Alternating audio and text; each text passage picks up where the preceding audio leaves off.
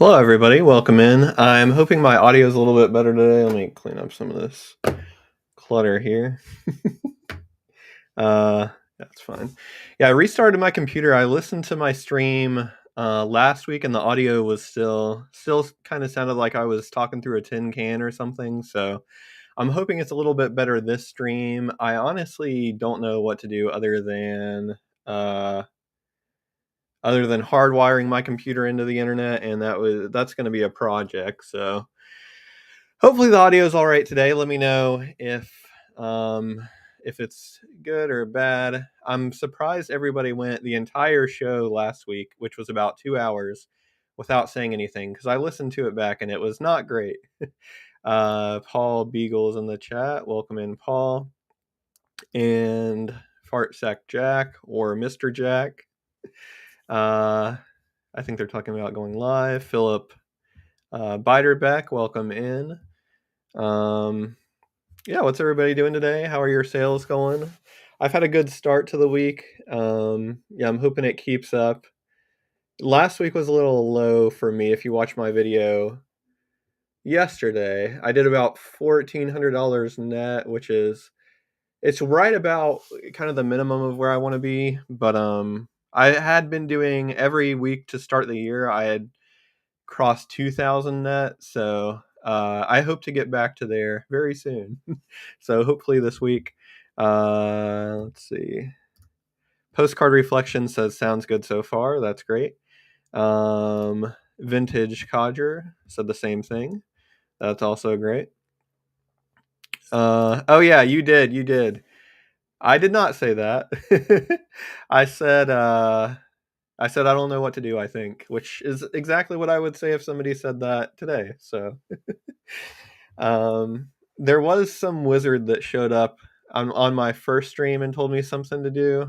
Or they said, I forget what they said, but it worked temporarily. But yeah, I think I've done everything I can do except hardwire my internet in. So that will be the next step if it gets really bad. But I'm hoping yeah, I'm hoping the regular videos make up for it because the regular videos are so much easier because it doesn't matter what mic I use. I can always make it sound good with there's plenty of AI tools now that enhance your speech and remove background noise and make it sound much better. So I use that for pretty much all my videos to make them sound better. And you can't do that with a live stream, at least not yet. So, but we have had some problems with our internet recently too. AT&T is not they're not the worst provider I've ever had. We had Comcast in Tennessee, and Comcast was probably the worst. I'm trying to think. Yeah, Comcast was definitely the worst. AT&T is not great, but it's the best option we have. But they've been screwing with some settings recently, so a lot of weird things with our internet don't work right. Don's Deal said good afternoon. Welcome in, Don. If I don't know people of um how many people watching right now have emailed me recently, but I checked my email. I responded to emails a couple days ago, and I checked today, and I have like 17 waiting to be responded to. So if you're one of them, I will email you soon. It's just overwhelming when I have a lot of emails, but I appreciate your patience. uh, yeah, let me see. I just listed this postcard today that I was very surprised. It hasn't sold yet, but I did get an offer of $75, and it was kind of a dumpy postcard. I can screen share. What am I doing? I'll screen share this postcard real quick. Every now and then I'll get one that really surprises me, and this one really surprised me. Um, in a good way. But I thought maybe I could get $20 out of it with the damage. And I really only listed it because it was a real photo. If it was a printed card with the damage, I don't think I would have listed it. I'm trying to navigate to my store. Let's see. Okay. It is Vandalia, Illinois. Maybe it's the town. Okay, yeah, here it is. Let me see if I can share my screen real quick. Oops. Okay, there we go. Okay, yeah, so I just listed this card, and you can't really see me. Now you can see me. I just listed this card today, and I got an offer of $75, which I countered. But yeah, I did not think this card would be worth so much. I mean, it's you can see some of the street back there, which is pretty neat. But it's really just a monument, and I think that's the courthouse on the right. I don't know if it's Vandalia that's the good seller or if something else is going on here, but I checked and it sold. I think it was either last year or the year before for $120. So okay, yeah, I think mm, it's not really the town. I really don't know what it is. Uh, Here, let me unshare there. Yeah, it must just be the view there. Fart Sack Jack says a prison there. Yeah, maybe it's that. I really don't know. But yeah, I'm hoping I can get maybe 100 at least. If it's up for a little while, I'll take maybe 80. I know I got an offer for 75, so I want to get at least that. But yeah, the one listed before sold for $120, but it was in better shape than mine. It didn't have the crease at the bottom or anything like that. If mine was in the same shape, I probably would have priced it like 140 and hoped to have taken 120 eventually. But since it was in a little bit worse shape, I'll be happy with $100, which is what I countered their offer. So hopefully they take it. Always love the $100+ sales. Oh goodness. I just closed my screen. Okay, there we go. Lag says, are leather postcards any good? Not particularly. They are a novelty, and a lot of them sell for $5 to $10. Um, I don't list them because they're just kind of a pain. Because you either have to take a picture of them, or you have to put them in a carrier sheet to go through your scanner. Because if you try to put the leather postcard in there, I don't think it'll. I don't know if I've ever tried, but I don't think it would work. Because it's just so different texture than a regular paper postcard, and it's like flimsy. But yeah, they're not super special. The only leather postcards I'll really list are ones of the devil. I've had a couple devil leather postcards that are like they're usually puns. I can't even think of any now, but they're usually puns related to the devil. Which anything with the devil on it sells pretty well. So I'll do those, and then if I find a leather postcard from a really small town, I might do that. That's like it's like greetings from, and then it's a really small town, or if it's just a unique leather postcard, because a lot of them were just like comics and stuff like that. If it's a unique leather postcard, like if it's a view of a town etched into a leather postcard, I would probably do that. But yeah, I don't especially look for leather postcards or anything like that. I was trying to think of something to compare them to.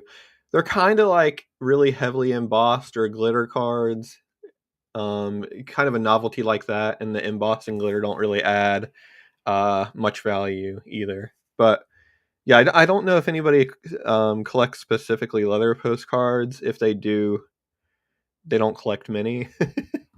Never too old. I enjoyed yesterday's video. Thank you. Yeah, yeah, I'm definitely doing something new with my videos, which I'll probably put a video out about that later in the week. But I will have some very, very special videos coming soon, in addition to the regular videos. So I still plan to do the What Sold video every Monday, and then the live stream every Tuesday. But in addition to that, I'm working on some other videos on the side, and I've got a couple of those done, and we'll make a video about that soon. Nancy Ann says, hello, hello. Welcome in, Nancy. Foosball is the devil Bobby. I don't think that's what they had put on there. I think that's a King of the Hill reference. I watched a little King of the Hill. That was something we weren't allowed to watch as kids. So, yeah, I couldn't really yeah, get away with watching stuff like that. We could watch. I think we could watch SpongeBob, but that was about as far as we could go. We watched Arthur mainly, which was great. I'm trying to think. We watched a good number of the cartoon Nickelodeon shows that weren't too bad, like Fairly Odd Parents and stuff like that. I love puns. Let me try and look up some of them. Let's see. Uh, I'll just look up Devil, not Dether.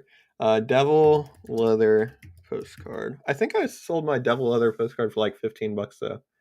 Oh yeah, here's the okay. Why the devil won't you write? And it just says why the, and then has a picture of the devil, and then won't you write? So puns like that. Or here's another one. I'm having a picture of a devil of a time in Augusta. So yeah, you get the idea. I couldn't think of. I don't really use devil like that anymore. Like a that's kind of fallen out of favor as a, what is it? Verb? No, not a verb. Noun? Adjective? Adjective, I think. It's been a long time since I was in English class, but devil is mostly used as a noun now instead of an adjective. I think I have that right. But yeah, they'd say stuff like having a devil of a time, or what was the other one? Why the devil don't you write? But yeah, those I always list. When I get to Georgia next, I will hardwire it for you. I will absolutely take you up on that, and I can pay you in postcards or money, whichever you prefer. Uh, the postcards would probably be a better deal, though. I don't know why. Actually, I don't know why I said that.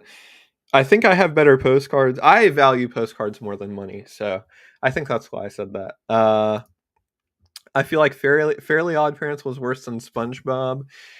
Yeah, but Fairly Odd Parents, I don't think was as attacked as much by the parents of the time. At least for the websites my mom would go on, and I can't remember what they're called. I'm sure they still have some today, but it'd be like websites that tell your parents what you can let your kids watch, and just articles and stuff that would. SpongeBob was like the poster child of brain rot in kids, so I think that's why SpongeBob was looked at more unfavorably than Fairly Odd Parents, but yeah, I don't know if we watched SpongeBob too much at home, but more at like our grandparents. They didn't really care if we watched it there, or they didn't, couldn't control what we did there, something like that. But yeah, Fairly Odd Parents was probably, it wasn't in the news as much as a terrible show. But yeah, it has what are they, fairies? So that's probably a negative theme. And then other than that, Fairly Odd Parents isn't too bad. What are the other ones we would watch? Let me see. I don't think Nickelodeon really has shows like that anymore. Nickelodeon shows, it'd be like late 90s, early 2000s. Oh, Rugrats. I was a little too old for Rugrats by the time it came out. Hey Arnold. I don't think we were allowed to watch that at home, but I definitely watched a lot when we were at my grandparents'. Cat Dog scared me, so I didn't really watch that. Drake and Josh, we definitely watched a lot. Jimmy Neutron, I loved. Rocket Power again was I think one of those we weren't really allowed to watch, but I would watch it at my grandparents. And then I think that's about it. Yeah, some of these are a little bit before my time, and some of them are a little bit later. Yeah, we were a Nickelodeon household for the most part. We didn't have cable when I was a kid. We probably got it when I was like 10 or 12. And when we got it, me and my brother mainly watched Nickelodeon, and I think my sister watched Disney Channel, and she was of like the Hannah Montana, Sweet Life of Zack and Cody generation. And we would watch those every now and I liked the Sweet Life of Zack and Cody. Hannah Montana, I was a little too old for that when that was coming out. But oh, iCarly was a good one. I really liked iCarly. That was a good show. Man, oh, Ned's Declassified. I think my brother liked that more than I did, but uh I still like the Ned's Declassified. When did that come out? All these shows are gonna be like 20 years old, and it's even when they came out like 5 years in it, or they seem like they came out 5 years ago, but are actually going to be like 20 years old. Let me see. Oh yeah, that's crazy. Ned's Declassified School Survival Guide first came out in 2004, which is 21 years ago now. And I literally remember when it was a new show. That's very sad. And I would have been 11 when it came out. So I guess right in the target demographic. I don't really know. But uh, they're trying to copy like King of the Hill. I don't know what shows you're talking about. The Nickelodeon shows. I don't have, or we don't have kids, so I don't really keep up with the shows kids are watching now. I know they're big into or at least the like toddlers are big into like the fire truck show. I think I don't remember. What's the name of that show? There's like a show with a bunch of trucks or something that like young toddlers are into. Cat Dog and Fairly Odd Parents scared me a bit. Fairly Odd Parents didn't for some reason, but the Cat Dog definitely was too dark for me. Sweet Life, yeah, Sweet Life of Zach and Cody. I would always get the games based off of those shows too, and the games were always terrible, but I actually don't really think I played any games that I got for any meaningful amount of time, but I still bought almost every single one. Actually, the SpongeBob games were kind of decent, but other than that, I don't think any of them were really good. But they made games for pretty much every kids' TV show. I had a Jimmy Neutron game for Game Boy. There was a. I know we had a Sweet Life of Zach and Cody game. I think for the DS. I'll have to see if I can find some of those games. Cartoons. Jesse, I was smoking Pall Malls and chasing tail, not watching cartoons. I'm assuming that's a reference I'm too young to get, but maybe not.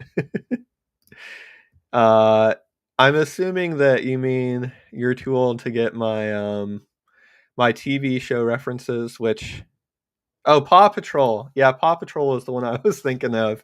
Yeah, I'm I'm not obviously not super old, but I'm getting to a point where I've moved past the generation of shows that kids are watching now. So now I we're all considered old by somebody. I'm sure if I told the kids of today that I was watching Drake and Josh and Hey Arnold when I was a kid, they would think I'm ancient. Dukes of Hazard and Foghorn Leghorn for me. I've heard of the Dukes of Hazard. No, I've we would watch an episode every now and then when we could like get away with it, but I don't think it was like something we could watch or we were really allowed to watch. 51 here. So yeah, you would have grown up definitely before all these shows came out. Unless you had kids, then you're probably at the age to where your kids might have watched them if you have kids, but yeah, you wouldn't have watched them yourself. Uh Deal wire for postcards for sure. Yeah, I mean, as you can see behind me, I have plenty to trade. We'll trade postcards for labor. Which postcards are as good as cash, right? A real downside to not having children, no grandchildren. So my wife and I do not have a 6-year-old to show us how to use our phones. Yeah, uh we have a niece, so that's half as good, right? She can teach us what all the kids are doing. Um it was Bugs Bunny, Yosemite Sam. Yeah, we would watch those cartoons too. Yeah, we watched a lot of Looney Tunes. Because again, we didn't have cable for a while, so the only cartoons we could watch were the public TV ones, like Arthur. But I think they put on Looney Tunes some too, because a lot of them were, not to make you feel any older, but old enough they were in the public domain. I think. Uh, yeah, the Looney Tunes though are great. They still hold up pretty good. Like Tom and Jerry and Bugs Bunny, Yosemite Sam. Yeah, they still hold up. Don Steele says I'm 50. Well, you all are a lot younger than a lot of the postcard people. So there's, you know, you're maybe a generation older than me, but you're also a generation younger than most of the postcard dealers. So, I mean, back then they were just watching the talkies when they were kids or the moving pictures. I need postcards. Sell me a box. I will sell boxes soon. I'm gonna send out an email with what I'm doing uh, probably in a couple days. So if you go to mailseum.com and just put in your email, you'll get the email when I send it out, but I'll also put out a video about it too. But yeah, in addition to new videos, it does involve uh, selling boxes too. So I have plenty to sell now since I haven't been really selling on Whatnot. Also, I have another video that I recorded for one of the special videos. That's me going through a large lot that I bought for the first time and unboxing it, going through it for the first time on camera, which I've never done. So I just say that to say that's a pretty good video to watch. I'll probably put it out in like a week or two. Pretty good one to watch to give you an idea of what would be in a postcard lot you bought from me, because you can see like what I take out for myself and then what I'm leaving in. So you can decide, if you like it, if you don't. But as I was going through it, I thought of that because I realized that we all have different tastes and we all like different things, because it was really interesting when I was going through it, because I left in there a lot of older cards that I'm sure a lot of people would really love to list. Um, and I pulled out a lot of chromes that I'm sure a lot of people would overlook or not even really want to list. So everybody has different tastes and everybody looks for different things. Um, and yeah, what I look for is different from. I really, I mean, some things I overlook are kind of, you know, I don't know. I It's nothing you really ever think about, or it's at least it wasn't ever really anything I thought about until I recorded the video of myself doing the unboxing, because I felt more conscious about what I was leaving in and what I was pulling out. But I realized I do leave in a lot of older stuff, white border and linen, that a lot of other people would probably pull out. And one of those, I recently pulled a bunch of Greenville, North Carolina cards to list that I normally would have left in, and not have, individually listed them, because I don't really list a bunch of linen at all unless it's like a roadside diner or a car dealership, or like I know it's a really good linen card. I usually don't list linen cards of like hospitals and schools, and street scenes are kind of 50-50. If it's like a super small town, I'll do it, but if it's one that's, a medium to larger size town, I won't. But anyway, all this to say, I pulled a bunch of Greenville, North Carolina linen cards like that to list, and I normally wouldn't do it, but the only reason I did is because the first Greenville, North Carolina card I saw was an older one from the 20s that I definitely would have listed. But after that were a bunch of like linen 40s and 30s era.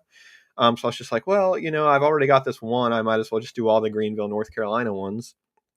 And I was shocked because all of those linen Greenville, North Carolina, I mean, you can search my store to see what I list them for, but they were going for like 10, 15, $20. And yeah, maybe I'll take a second look at linen cards, but I know I have a lot of cards like that in all of the boxes that surround me. Lag says I love unboxing videos. Yeah, it was really fun to do. My phone cut off twice when I was recording, so I ended up with 3 videos that I had to stitch together, and the energy is very high at the beginning, and then it just goes down throughout the video, I thought it was pretty funny now looking back at it, because it was just right before dinner and I was getting really hungry, and also I was getting kind of annoyed because the cards were decent, but they weren't as good as I thought they could have been.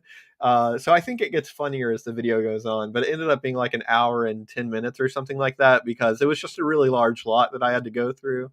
But I think it's a good one. That'll be out in like a week or two.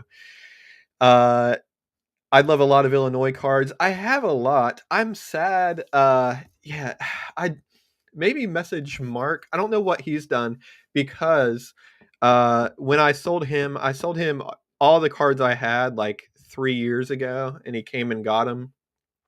It was like 50,000 or so cards. But there were a lot of Illinois in that, and they were organized by town. And I don't know if he's listed all of them yet or if they're just sitting around, but he had a ton of Illinois. I have a good bit, but not good cards like that were organized by town and like a lot of smaller towns. like those were from a long time Illinois dealer, so those were some really good ones. But I still have a lot, of course, but I'd have to sift through to get smaller towns. Don Steele says, I'm planning on going to the card show in Havre de Grace this weekend. Nice. Let me know how it is. I'm almost 100% sure that's a Marielle Martin show. I'm checking my website right now. Let's see. Oh yeah, February 8th. Saturday from 9 to 4. Yeah, that's got to be Marielle Martin. Admission is $3. What a deal.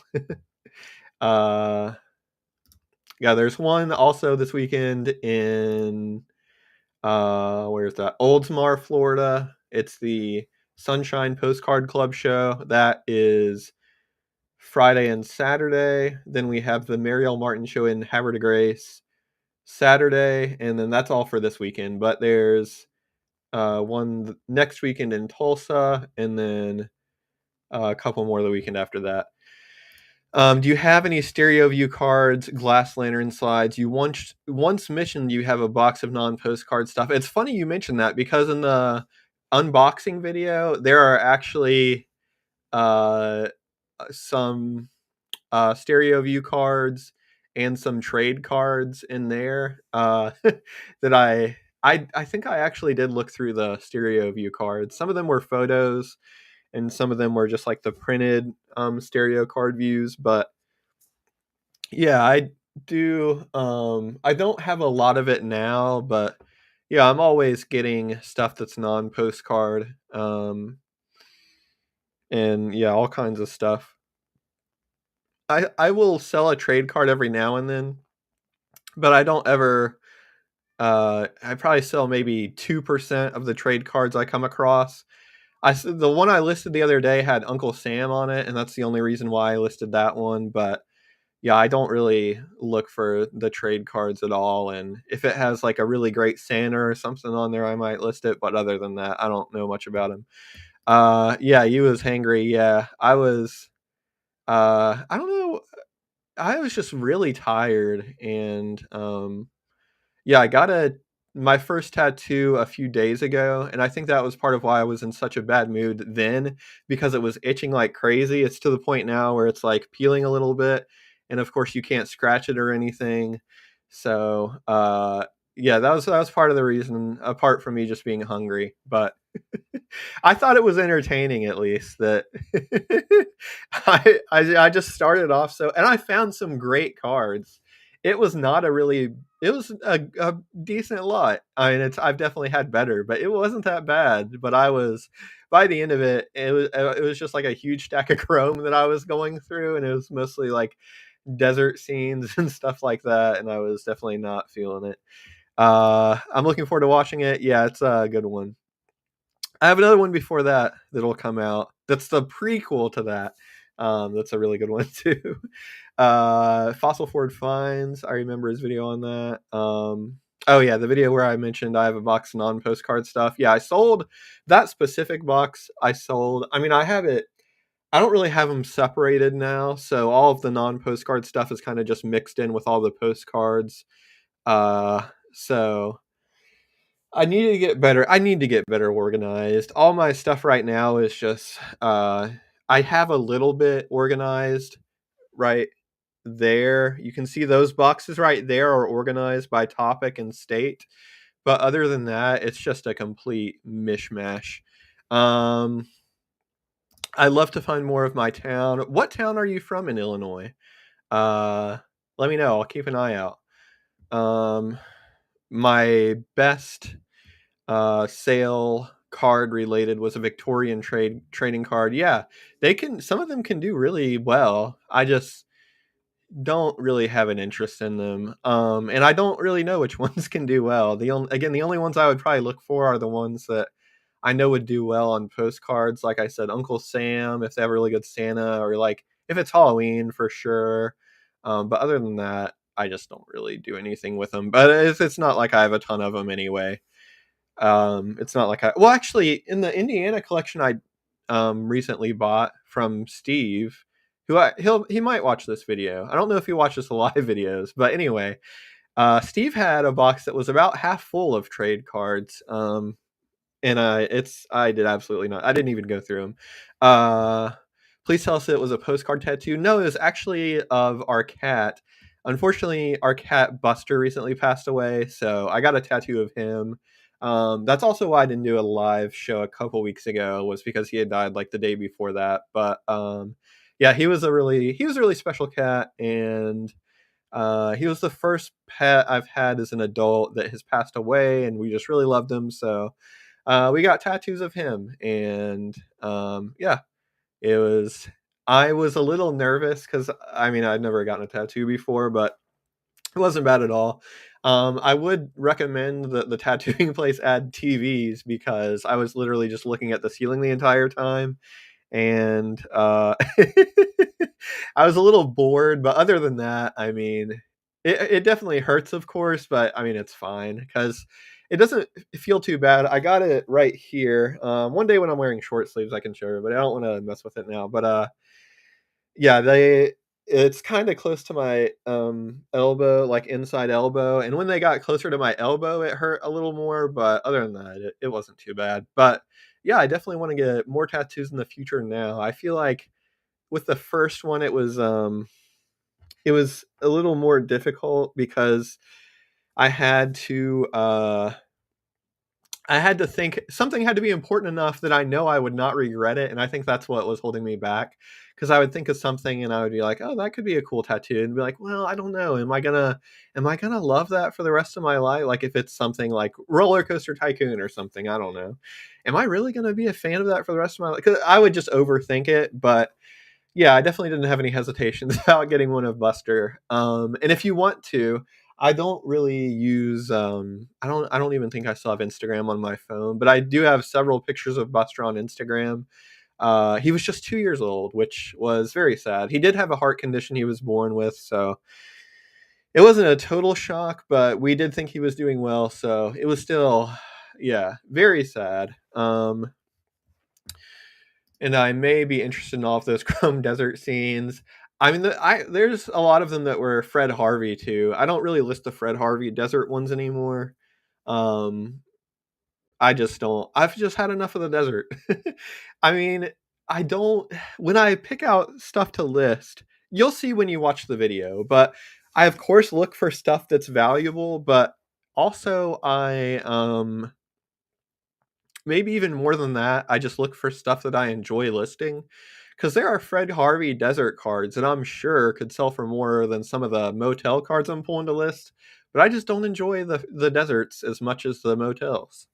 And I'll list pretty much every single motel, even though I know the vast majority of them are going to be pretty common and maybe $4 or $5. Any Pokemon cards? No, I don't think the demographic that I'm buying from really has Pokemon cards. But if I ever do get any, I'll let you know. But I've never gotten any. I take that back. I've never gotten any Pokemon trading cards. I did get some Pokemon rack cards, like postcards, and a lot. And those are I don't know where those are, but I don't think they're super valuable at all. I think I missed the unboxing video. You haven't missed it. It will be up soon. But yeah, it's just part of the. I'll announce it more. I'll do a video and then send out an email in a couple days, just talking more about it. But it's just part of a new thing I'm going to be doing. With some new videos, so I'm really excited about it. I'm interested in buying stereo views, lantern slides, etc. Yeah, watch the unboxing, and then if you like what's in that, you can just shoot me an email and we can work something out.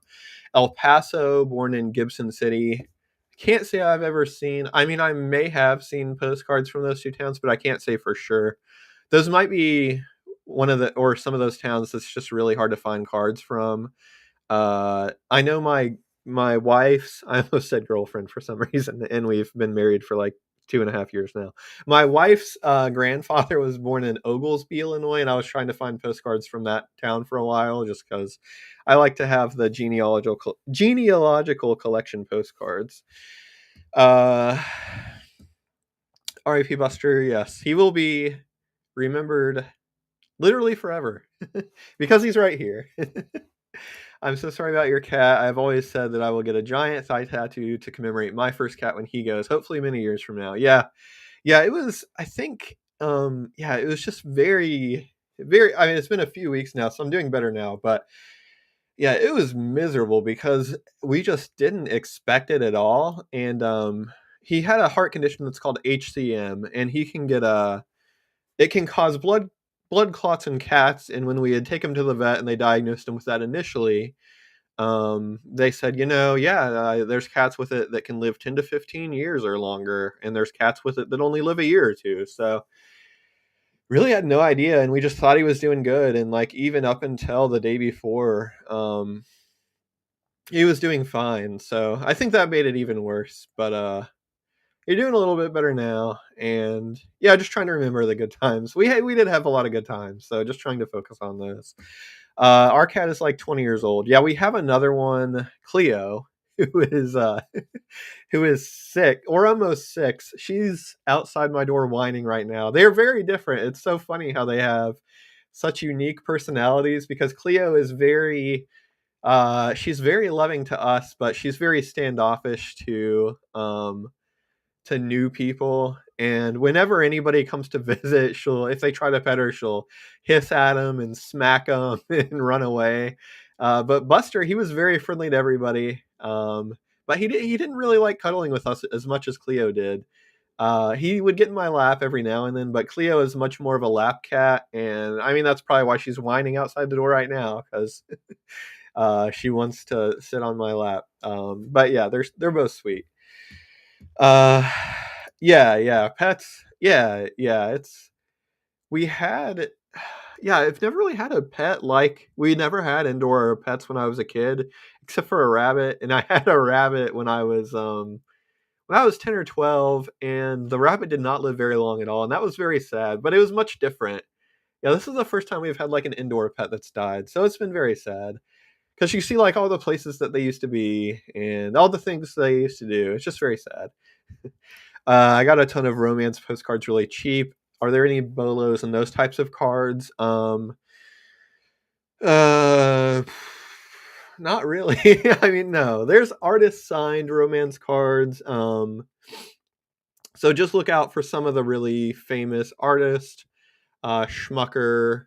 There's a really famous one from Europe that drew pretty ladies or like the pretty lady style.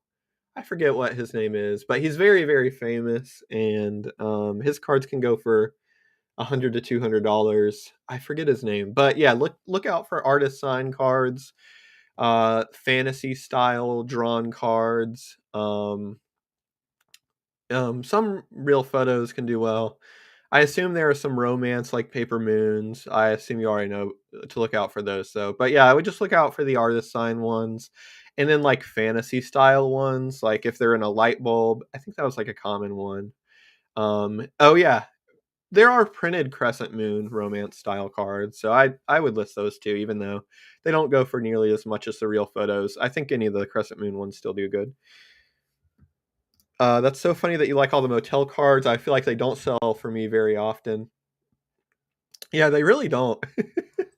I don't know why I keep listing them, but if you watch the video, I pull out almost every damn one of the motel cards I find, and yeah, I just have a thing for the motel cards. I like the roadside ones, especially when they have old cars and stuff. But even the ones that don't, I always list. But yeah, I don't sell them for really good money very often.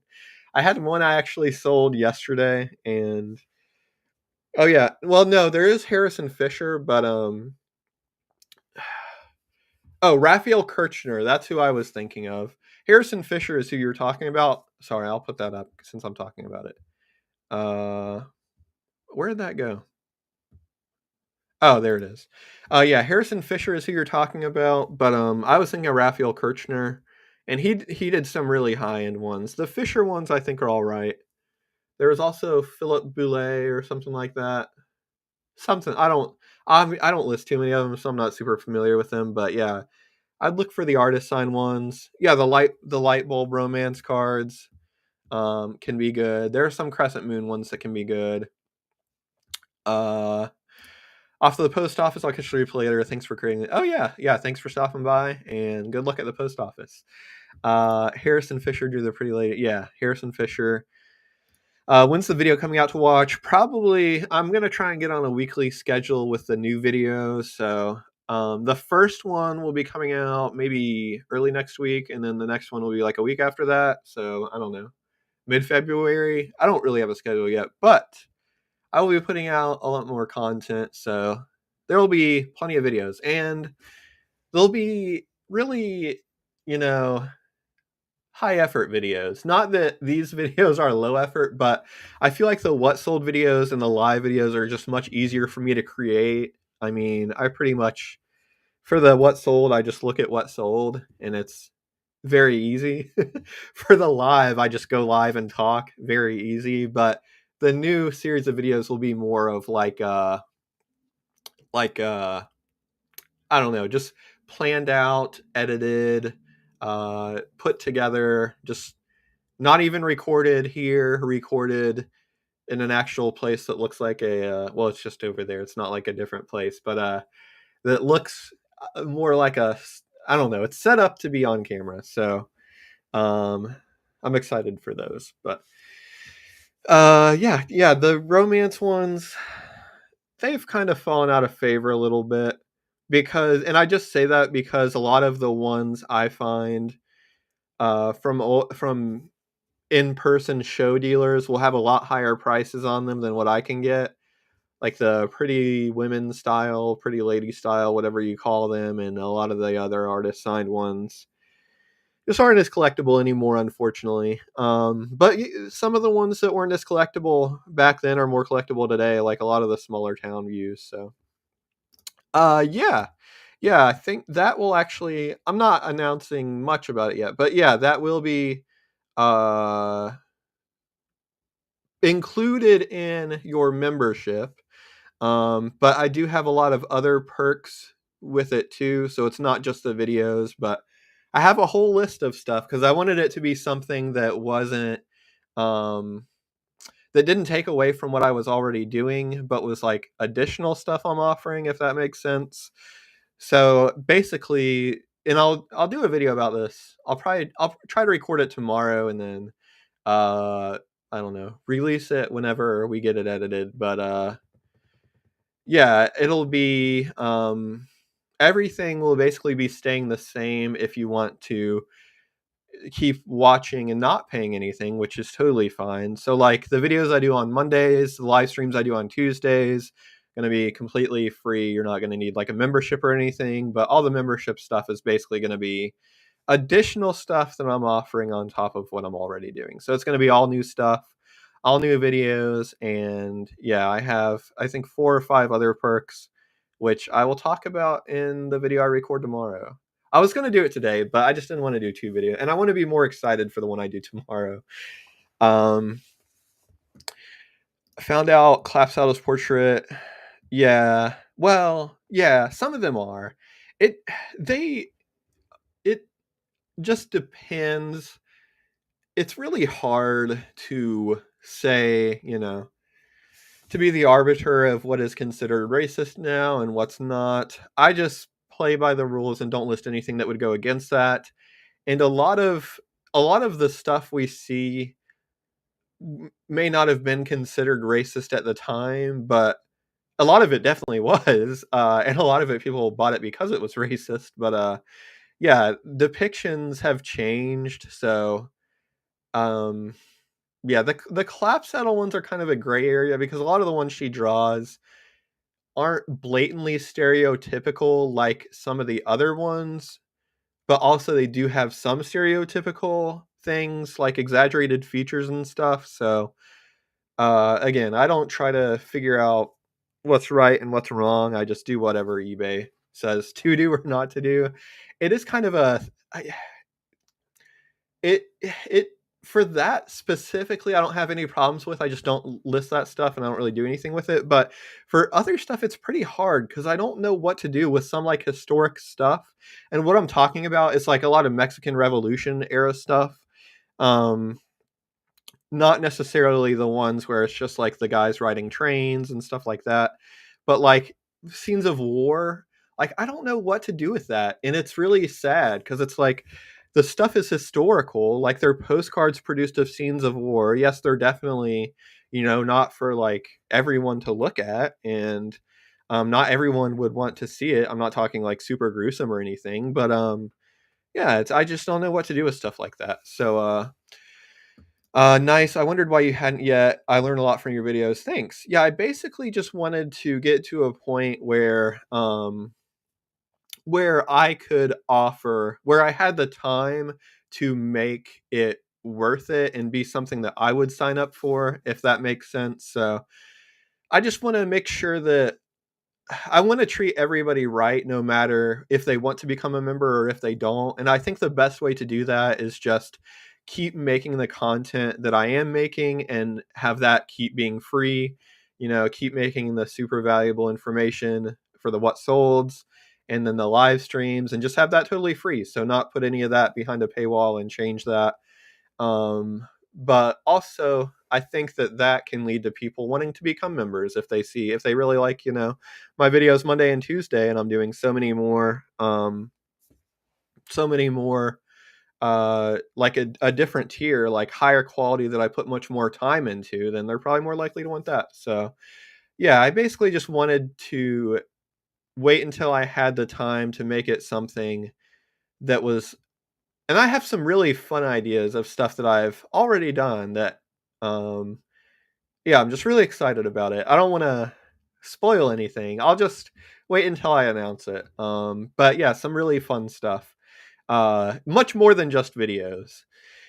Do you do hip postcard? I do not. I know some sellers have sold on there, some sellers still sell on there. I encourage you to try it out for yourself if you want. I know a lot of other sellers that sell on there have stopped because they didn't really have good sales, but there are bigger sellers that still sell on there. I think Card Cow does. I want to say, oh, got a message from somebody. Oh, okay, yeah, postcard connection, nice.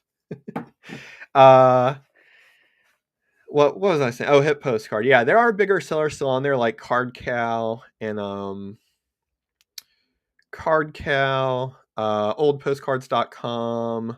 A few are probably blanking my mind, but yeah, I just encourage you to try it out for yourself. I don't think it will be anywhere near eBay. I don't think you would expect it to be anyway. Maybe 10% of what eBay is. So you just have to decide for yourself if it's worth the work. A lot of sellers have decided that it isn't, but a lot of sellers decide that it is, and they're still on there. So yeah, I would try it out. Or I mean, me personally, I wouldn't, but I encourage you to, if you're interested in it. I think the next step for me, sorry, not to me, will be to sell on my own website. Just because, if I want to, and last month I had, and I would not consider doing this if I didn't already have an established website. But last month, I had over 2,000 unique visitors to my website. This is not page views, unique visitors. So, even if I only get 1% of those interested in buying something, that's still 20 people a month, which, is about what I would be doing if I would sell on Hip, I think. The math works out there. But yeah, I think selling on my own website will be the next thing I do, because it already gets a decent bit of traffic naturally. So I think if I do have items for sale up there, then I'm not expecting to break the world or anything, but yeah, I think I could get a nice steady stream of sales from my website that's comparable to something like Hip. And of course, it wouldn't have any fees because it's I mean, there's of course the fees that are like, you know, uh, you have to pay like credit card transaction fees and stuff like that, but no platform fees. I'm wondering if some of the items that get taken down is because someone flagged it, not that eBay found it. Yeah, it could be. I don't really know. I haven't gotten anything removed from eBay in years, just because I don't really list anything that is objectionable at all. So I don't know how it works. I don't know if most of their things are found by robots or if it's people reporting it or what. But yeah, I have no idea.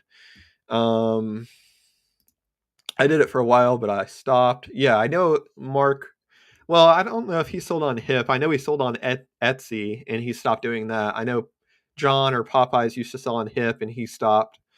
Um, yeah, yeah, I'm hoping, and so the reason why I don't think, again, I think I'm very, very far away from ever getting anywhere close to what I do on eBay.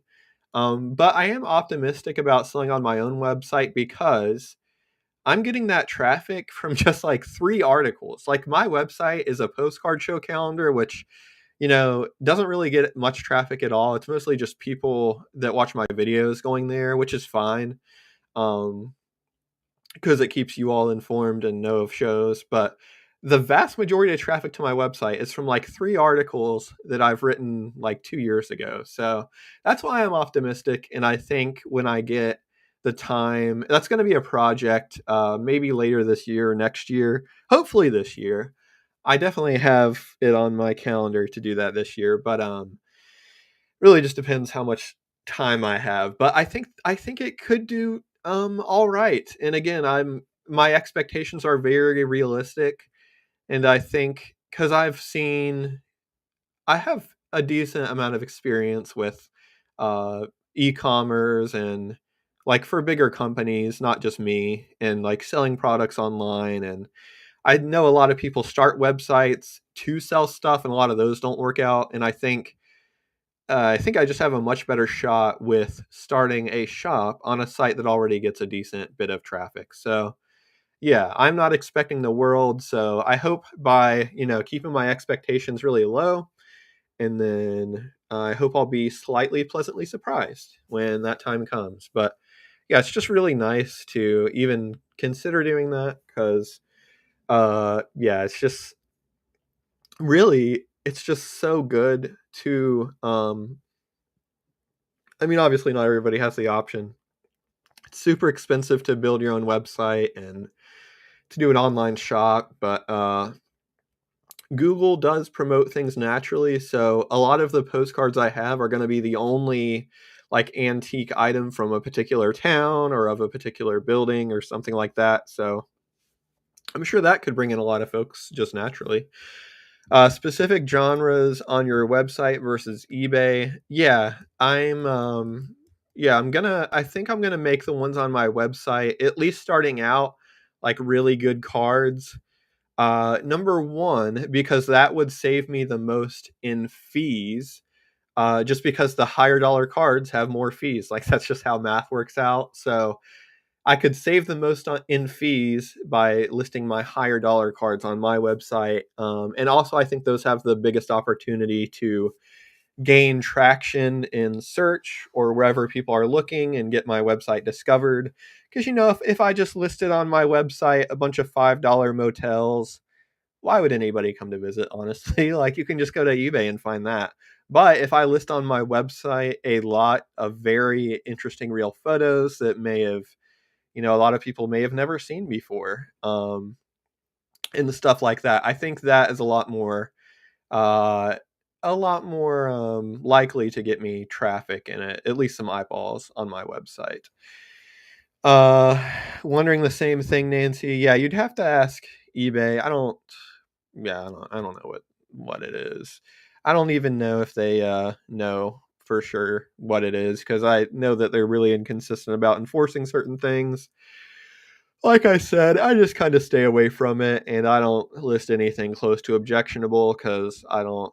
Yeah, I did when I started because I just didn't know any better, and I would have listings taken down. But yeah, I just don't anymore now that I know it's against the regulations. And I'll never list anything that's like against policy, but every now and then the bots do catch me on something that shouldn't be against the rules, like um I know they can be a little finicky about the word new. So a lot of times a word new would just naturally be in the title of your postcard. Like, this is the new school building or something like that. But sometimes, and the vast majority of the time, it's fine and eBay lets it through and nothing happens. But sometimes, if the word new is in the wrong place, eBay will flag it and not let me list it. But just little things like that.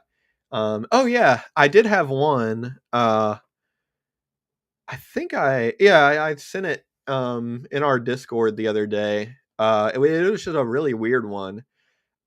Somebody overseas wanted to buy a bunch of baseball postcards from me. Well, not a bunch. I think they bought 8. I might have talked about this on the stream last week. I can't remember. Stop me if I have. I probably did actually, but I'm telling it again. But they wanted to buy 8 baseball postcards with eBay International shipping. I think they would have had to pay shipping on each one individually. Um, so I made them a combined listing for all 8 of them, so they only had to pay shipping one time. And in the title, I put private listing, and I know, of course, anybody can buy it, and it's not actually private. I just put that to deter anybody who might want to purchase it who it's not meant for, just to kind of say, hey, this isn't for you. But yeah, apparently the word private triggered something in eBay, and it let me put it up, but it would not let me sell it internationally because it had the word private in it. And the only way I was able to figure that out was because I called eBay, and the guy was like, "Yeah, I see on my end your listing is not eligible for international shipping. It says it's because of the category it's in." I'm like, "Well, that's not right because I sell things in this category every single week that go internationally that don't have a problem. So I know it's not the category." And then he was like, "Well, have you had that word private in your title? Or have you tried it without that word?" And I was like, "No, I haven't, but I'll adjust it." And then I changed the title, took that out, and then all of a sudden it was eligible for international shipping. So eBay is just weird with a lot of things like that. You kind of just have to learn as you go and just try not to go afoul of their rules. Let's see. Yeah, just close some of these tabs. My tabs reproduce, and I always end up with a bunch of tabs by the end of the lives. It's not even like I'm sharing anything on my screen. They just, oh goodness. Okay, there we go. Uh, but yeah, that's another benefit of selling on your own website too. You don't have to worry about rules like that. Like if I want to put this is the new school building, I don't have to worry about the word new in my title. If a buyer buys something from my website and they want to return it and I don't offer returns, I can tell them that I don't want to do that. And then they can file a chargeback with their credit card, and I would probably have to deal with that if that happened. But yeah, there's definitely benefits to opening your own website versus eBay. It is just a lot of work, and eBay is definitely not something I would stop doing anytime soon. Unless, I just hit the lottery with my website and it started doing great, which I don't really see happening because even the postcard sellers that have big websites on their own still sell on eBay. So yeah, I think I will always be on eBay. And you know, I definitely eBay, I don't know. It could be worse, it could be better. I don't hate it. Barbara says I'm late. I could have sworn you were in the chat. Maybe it was just you. I think you commented on my video yesterday, and that's where I saw you. Yeah, I don't see you in the chat. But yeah, that's fine. You can rewatch the video. Maybe you're just on Central Time. If so, you're right on time. uh, what was I talking about? eBay. Yeah, they did raise their fees recently. I mean, I don't know. I feel like it's a cop out to say it could have been worse, but it could have been worse. In all things considered, I mean, as long as you don't promote your listings very much, eBay is still fairly competitive with other marketplaces, so I can't complain too much. But yeah, of course, I always wish fees are going to be lower and wish they wouldn't raise fees, but that's not the world we're living in. They just need to make more and more money every single quarter, which, kind of sucks, but is what it is. Yeah, I watched your video yesterday. Yeah, I can't remember what you said. Let me check. We can do real time react to comments. Uh, mhm. I think it's a tariff slowdown or economic uncertainty or egg prices. Yeah, a lot going on in the world right now that would keep people from buying postcards. Yet, fortunately, I still have. Okay, somebody offered me $90 for that Illinois postcard, and I am smashing that accept button on that. In a perfect world, I would have gotten a little bit more, but mine was a little bit damaged. So I knew I wasn't gonna get 120, or it was a little unlikely. So I'll take the 90. And I thought I was gonna sell that postcard for, $20 or less. So I can't complain about $90. The Hearst postcard. The one I just sold was one oh sorry, you probably missed it. Yeah, I just listed one yesterday of a Illinois one. Um, Not yesterday. Did I say yesterday? Just earlier, just like an hour or two ago, that I was shocked it was going for so much. It was like a courthouse in Vandalia, Illinois, I think it was. But if you sort my sold on my store, you can look at it if you want to. Uh, oh yeah, you commented on the Hearst video too. That's what you're talking about. Sorry, I totally missed that. Yeah, firing 2/3 of the government workforce will do that. Yeah, that's very. I am both very sad for all the people that work for the federal government and very grateful that I am a private employee because it just seems like a shit show. And I am very fortunate to not be a part of it currently. And I feel so bad because it just sucks. Like you have stability because usually you think about being a federal government employee as like a really stable job. And these people, I'm sure a lot of them were there for decades. And then you have somebody coming in that wants to, I mean, regardless if you think it's a good idea or not for them to get rid of all those people, it sucks if you've worked somewhere for decades and then all of a sudden somebody comes in and wants to get rid of a ton of you. Like that just sucks. And yeah, hate to see people go through that. Um, yeah, yeah, there are a lot of federal employees. Most of the people I know personally work for local or state governments, at least that work for like the public. But so many people are not only like work for the federal government, but affected by it. Like, either your job is funded by a grant or something like that. So yeah, a lot of people have economic uncertainty right now, which yeah, don't wish for anyone to go through. And I'm very grateful that we're doing all right. And I will, take every day as it comes and count my postcards, not count my postcards before they hatch. Is that the phrase? Oh yeah, the Hearst video. You're not psychic yet. Let's see. Oh yeah, that just sold. Okay, I've been selling some postcards while we're streaming. That's good.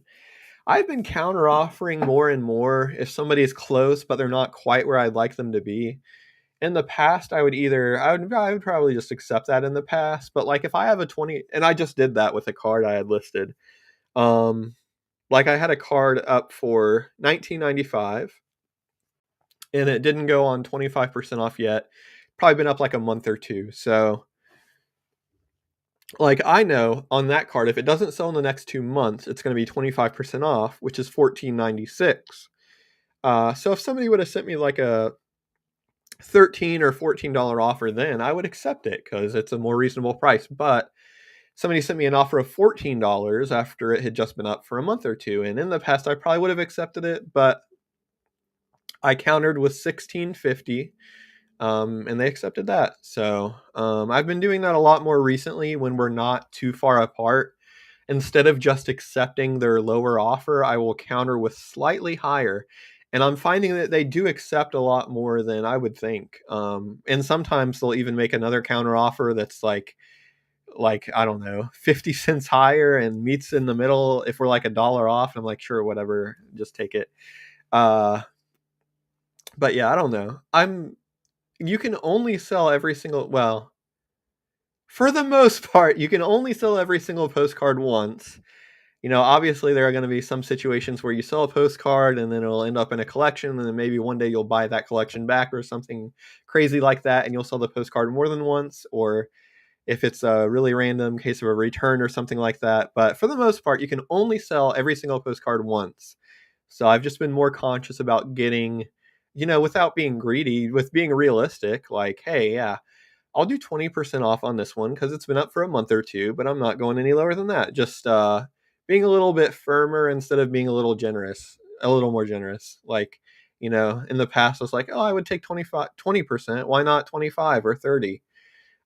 Just thinking like that. But I think it has been good because, like, that the Illinois real photo that I just sold for 90. If I was still thinking how I did, I might have taken the 75 that they initially offered. So, just holding out for a little bit more money. And I think I'm selling the volume where I can do that now, because most days I reach over 20 postcards sold, which is my goal. So if I was struggling more, I might feel the need to accept lower offers more and be more, I don't know, generous, if generous is the right word. But yeah, I think just because I'm already selling kind of what I need to, I don't feel the need to necessarily accept all the offers I used to, which I think is a good thing. But let's see. I'm gonna check to see actually how much I've sold this week so far, because I think I've had a better start to this week than last week at least. Store performance. There we go. That happened to me. I bought some, I sold back. That's funny. Yeah, I mean, you gotta love it because you're making money twice on the same card. Um, let's see. I'll do custom for this week, which starts on Monday for me. Okay, yeah, Monday I did okay. Yeah, it's been a good week for me so far. Monday I did 371, and Tuesday was my really low day last week. And then Tuesday or today, goodness gracious. Today so far I've done 237, so I might be able to sell about the same today as I did yesterday, which is always good. I'm gonna actually look at how many of my listings have been promoted recently. But up, buddy. Okay, no, not this month. I'll do this year.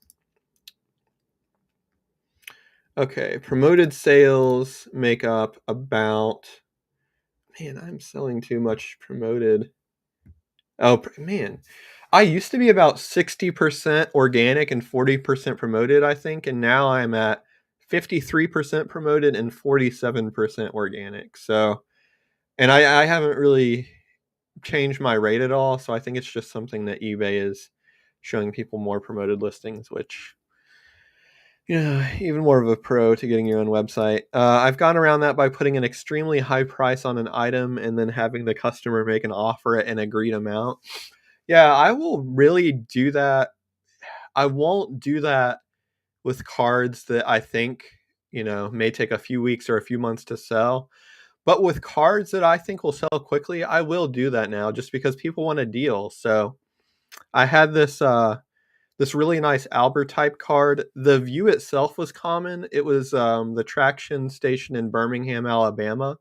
And there are just a lot out there of that traction station, and most sold for, around $5 or so.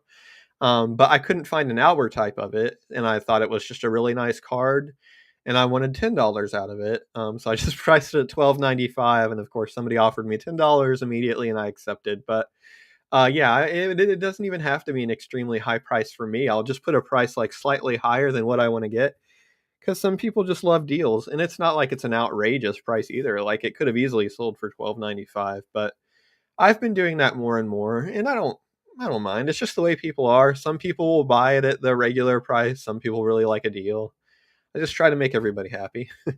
Don says, I seem to remember you saying you had a Facebook group you used for research when you encounter a card that has no comps. Is that correct? Yes.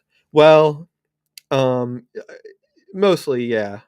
And yeah, I just got an offer. I'll take this one.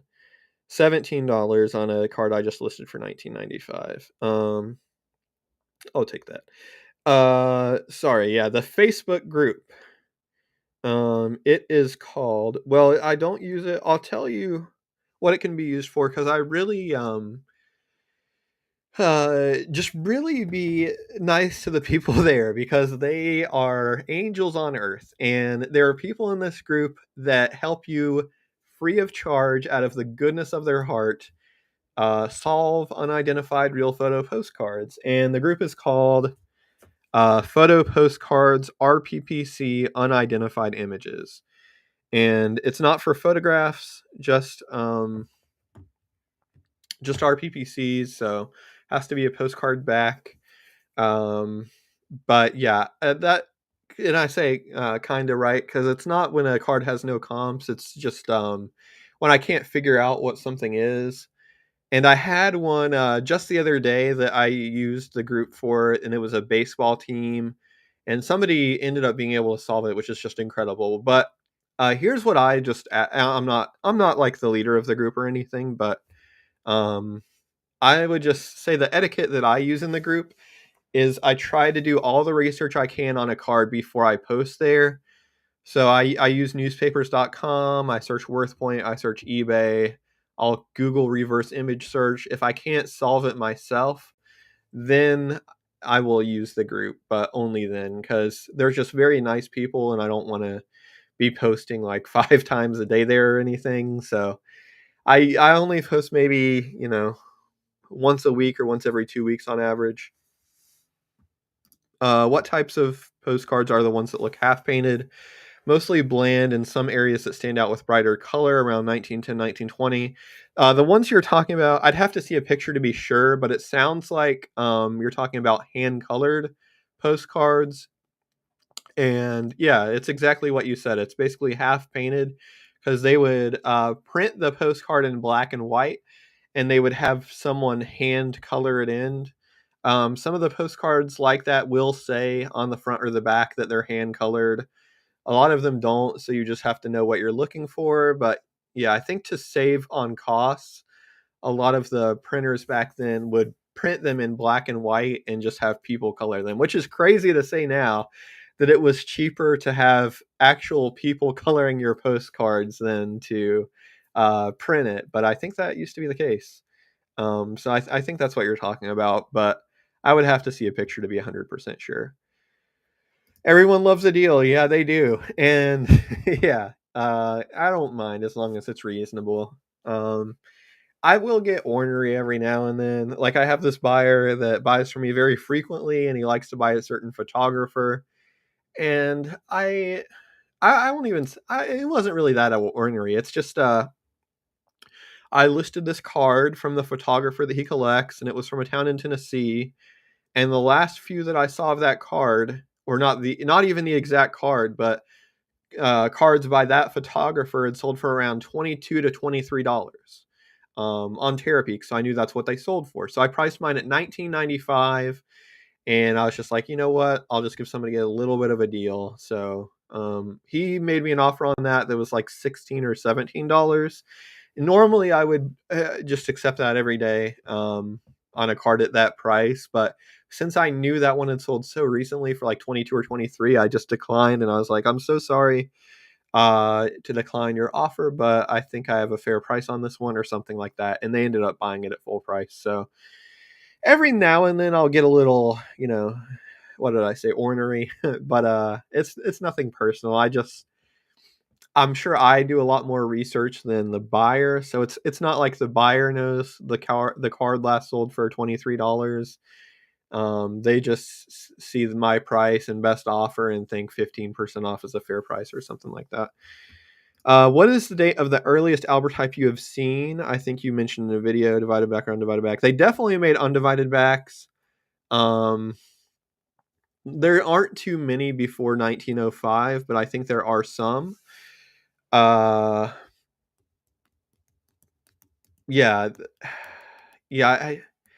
I would let me find actually a presentation for you that would probably have the answer because actually this presentation is going to have the answer. It's been a while since I watched it, so I can't recall right offhand.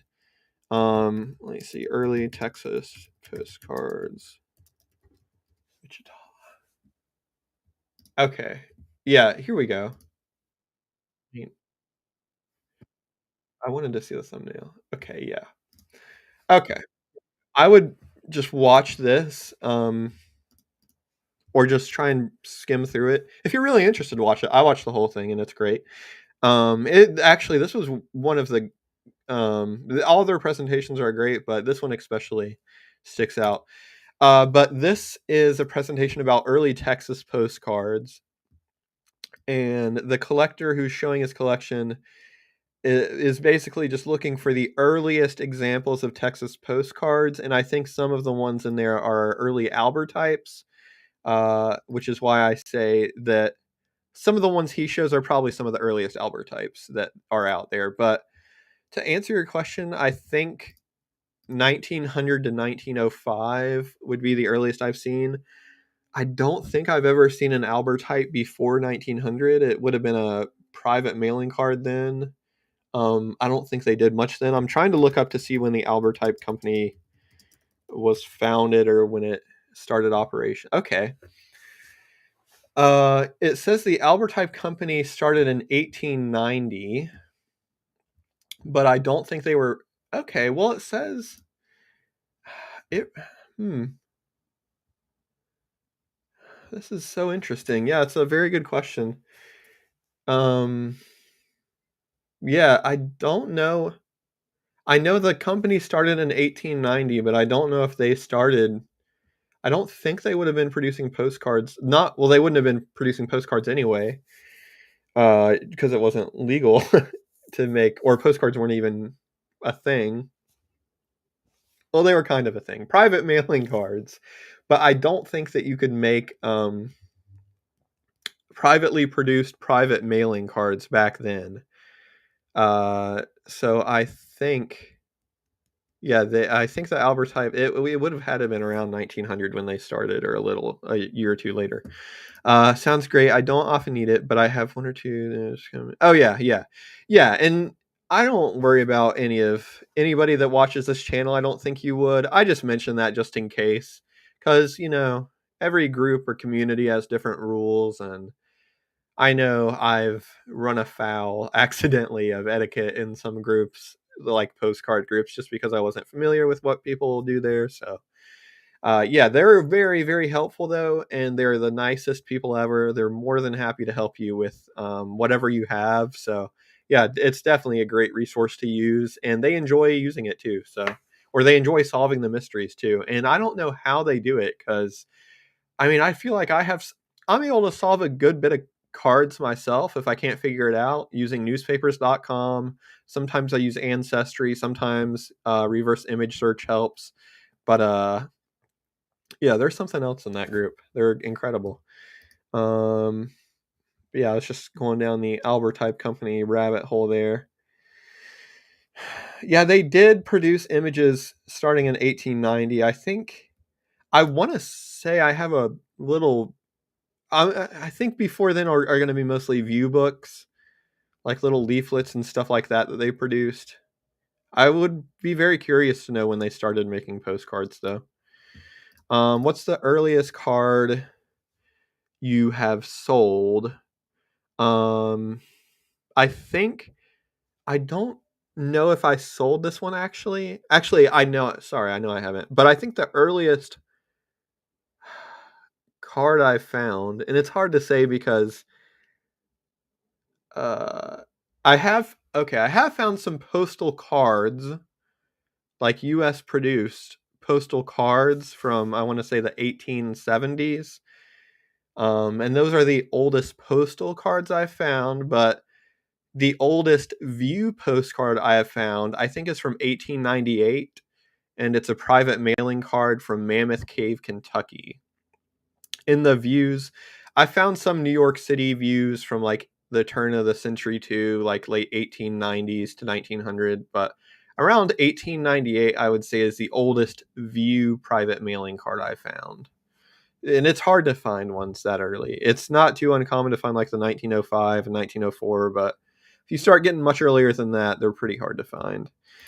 Uh, yeah, that Goose Lake one. Yeah, I did post that one there because I tried to do everything I could with that one. Yeah, I looked in. I was just going to look at my post. Uh, I looked at newspapers.com.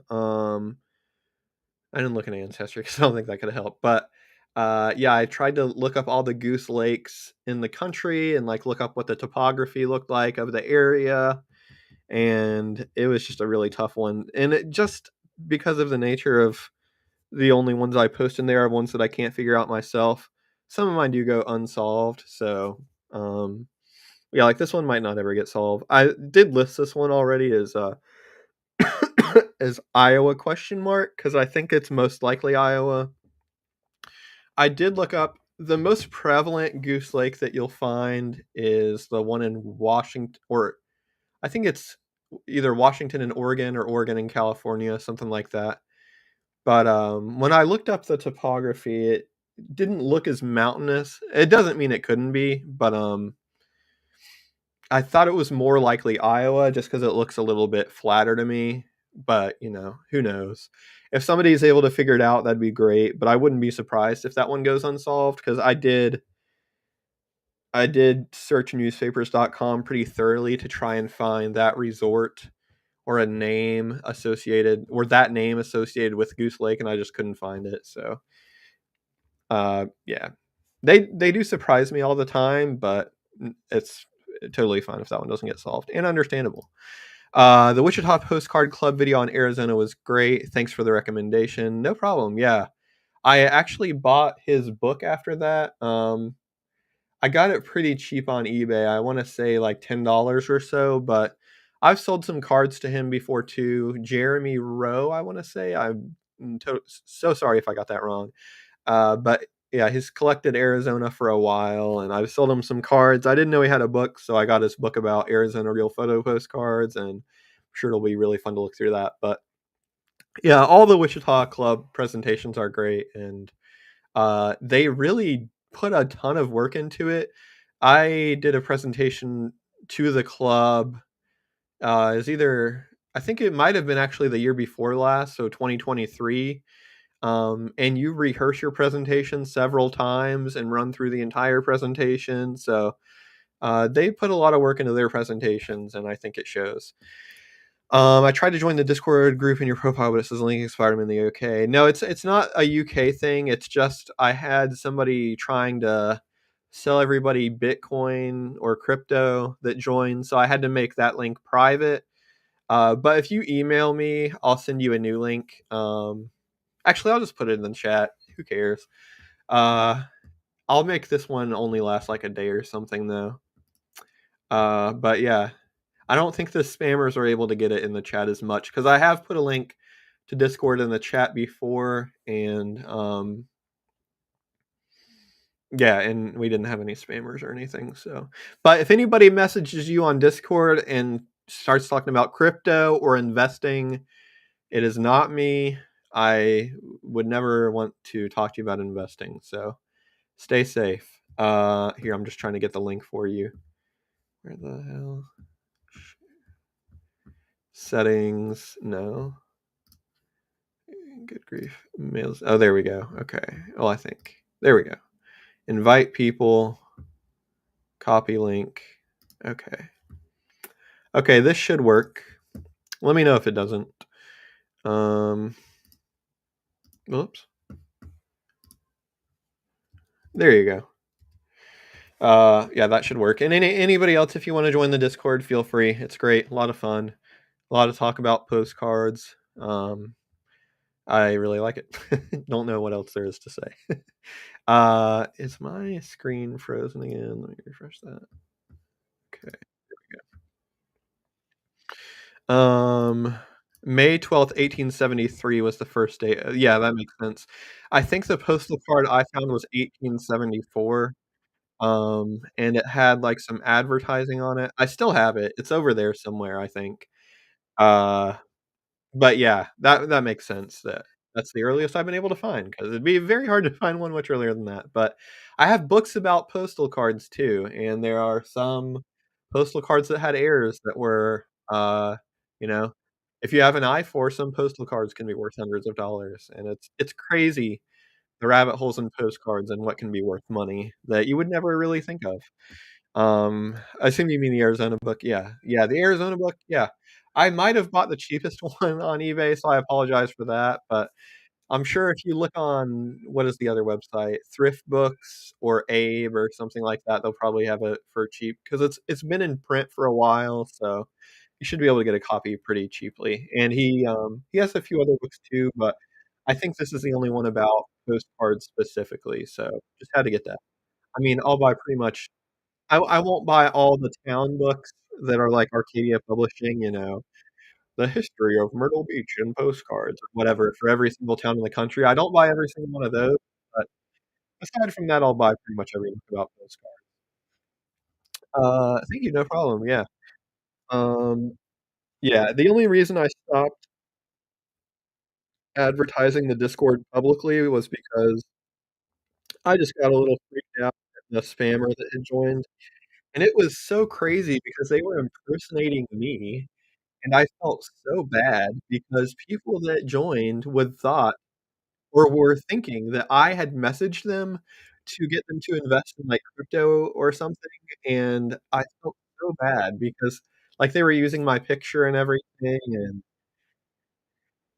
yeah, I'm glad that well, I think they're out of the group now. I think they actually just joined briefly or something, or I don't even know how they did it, but I couldn't find their name in the group anymore, but yeah, if you get a message from anybody trying to sell you crypto or investing, please let me know and I can remove them because it's just like a spam account, like a robot that just does that. So I hope it's taken care of, but be on alert. Works just joined. Awesome. Yeah, always looking to grow the Discord. It's one of my favorite uh, postcard places just because it's like, I mean, you can just send messages in real time. It's not like Facebook, which, is always a plus. Uh, no, everybody there is really helpful too. We have several channels that I invite you to use the introductions channel if it's your first time. If you see there, or if you read through the introductions, you'll see, I don't know, people. Another Discord I'm a member of does like an introductions channel, so I thought it would be a fun idea. But yeah, just let people drop a few sentences or paragraphs yourself. People can get to know you there in introductions.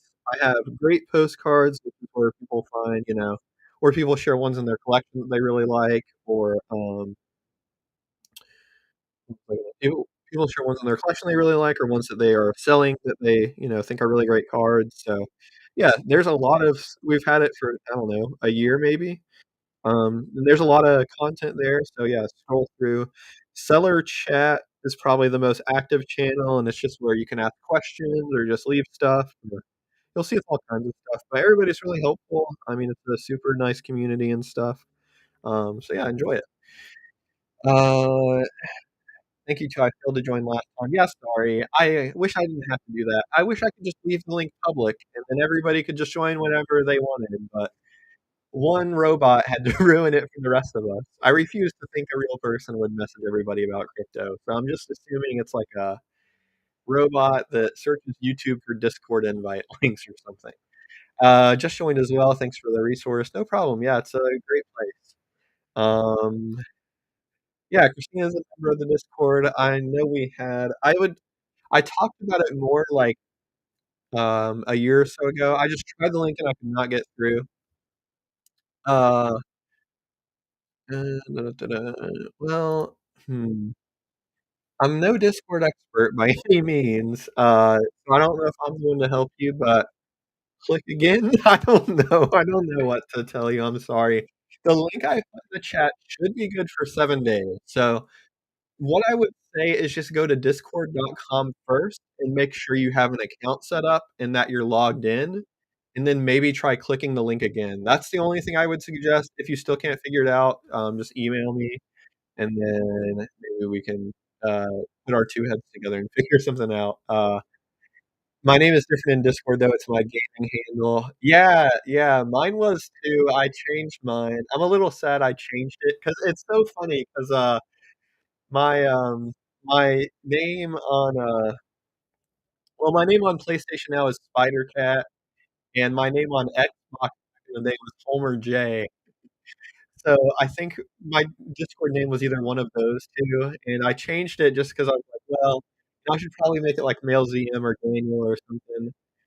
But now in the, gaming Discord I'm in, my name is like Male ZM, so it's just funny, like, you can't have both the best of both worlds unless you make 2 Discord accounts, but I feel your pain. Never too old. Uh, Scott's specialized catalog of United States stamps and covers is a source to find out about postal cards and all types of stamp questions. You do not need the most recent one. Yeah, I have. What do I have? I'll show you what I have. It might be that.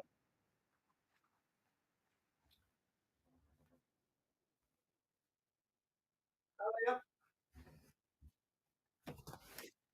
Yeah, that's what I have. Yeah, I have the 2020 edition, the specialized catalog of United States stamp. Or wait, the hell do I have? One second. Again,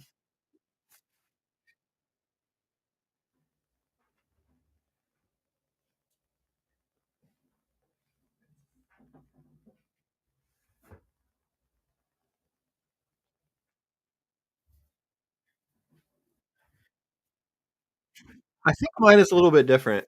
This is what I have. United States Postal Card Catalog. To be honest, I haven't used it a ton just because I don't come across a ton of postal cards, but like you can figure out the year. I mean, this is just an example of what it looks like, but it basically just has.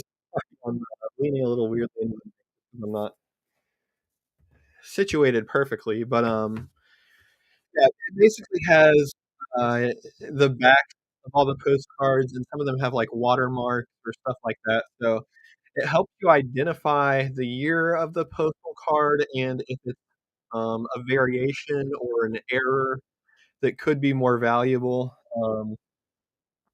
I don't think really everybody needs it unless you just deal in a lot of postal cards. But I wanted to get it just because I'm a maniac books related to postcards.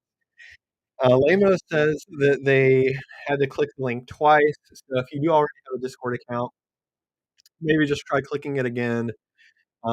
Or yeah, always just the classic IT support advice. Try a different browser, restart your computer. What else? Try on a different device. Carl said, "No, that's not it." Yeah, I thought it was at first, but when I got it, I realized it wasn't. Um, this one's great for solely postal cards, but yeah, this one doesn't have any information about stamps, which I use an app. Uh, I rarely, if ever, look up stamps. But the app I use is called uh, Stamp Identifier, and I have. Can continue with ads. You can use it for free, and you just take a picture of the stamp. So you just hit the camera icon, and then yeah, you hold the stamp up to the camera, and then it like takes you to a link of the listing of the stamp. So it's really helpful if you find a unique stamp that you think might be worth anything. It can't identify like the number of ridges on stamps and stuff like that, at least as far as I know. So if you have a really in-depth stamp question, I don't think the app can help you, but it can help you like determine what your stamp is at least. Number 12 says I play an RPG live game and have for years. Yeah, yeah, yeah. We currently use well, we haven't as much recently, but we use Discord for Minecraft. But we mainly play PlayStation. So PlayStation has like the built-in voice chat, and we stick on that mainly. But Minecraft, if you're playing that on PC, we use Discord, and yeah, I think Discord started out as like a service for gamers or gaming, but um, yeah, it's used for a lot of different things now, and I think it's definitely was the place to create the group because I mean the only really thing like it that I know of are Microsoft Teams and then Slack, which are both more like corporate workplacey. So yeah, I'm glad I went with Discord for that, and yeah, I think it's been good. Yeah, I'm in. I had to leave a few Discord groups because I would just get all these random notifications from people I had never met, and I don't even know how I got into the groups. They were just like related to random things that at one point I guess I had an interest in or something. But Yeah, Discord group is great. Don, let me know if you're unable to get into the group, and we can figure out something. I think I'm gonna stop here for the day. Went solid for a solid 94 minutes, which, uh, yeah, I think is, a hard day's work on the channel. Yeah, everybody, you'll be hearing from me much sooner than usual. Actually, it may not be the end of this week. I'm gonna try to get the video out this week, but, maybe the weekend or next week. But anyways, there'll be more videos soon and more news about that soon, and a lot more stuff other than just videos. So, you'll be hearing from me soon.